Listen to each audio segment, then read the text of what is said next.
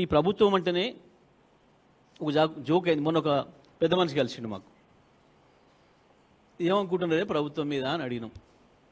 ఆయన అన్న మాట, ఇక నేను ఎక్కువ చెప్పను సారు, ఈ ముఖ్యమంత్రివాడు దబ్బుక్కున్న తులం బంగారం ఇచ్చినా దాన్ని నమ్మి జేబులో పెట్టుకుంటూ వాళ్ళు అయితే లేరు ఎవ్వరు.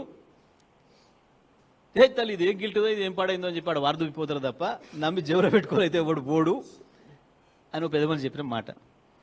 అంటే ఈ ప్రభుత్వం పైన గంత విశ్వాసం ఉంది ప్రజలకి. ఒక దిక్కు కోర్టులో నడుస్తుంది. కోర్టు చాలా స్పష్టంగా చెప్పింది 42% రిజర్వేషన్ అనేది ఇంపాసిబుల్ అనే సంగతి 1కి 10 సార్లు ఇప్పటికీ నిరూపితమైంది ఈ దేశంలో. 9th షెడ్యూల్లో చేరిస్తే తప్ప 9th షెడ్యూల్లో చేర్చడానికి కావాల్సిన ప్రయత్నాన్ని వీళ్ళు ఎక్కడ కూడా కొనసాగించలేదు.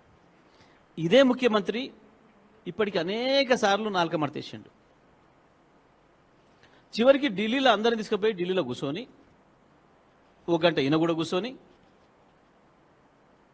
మధ్యన లంచ్ చేసి వచ్చి నిరాహార దీక్ష కొనసాగించి ఆడ ప్రకటించి వచ్చింది ఏంటిది, మా రాహుల్ గాంధీ ప్రధానమంత్రి అయినాకనే వస్తాయి, ఎప్పటిదాకా మీరు ఆశ అని చెప్పొచ్చు.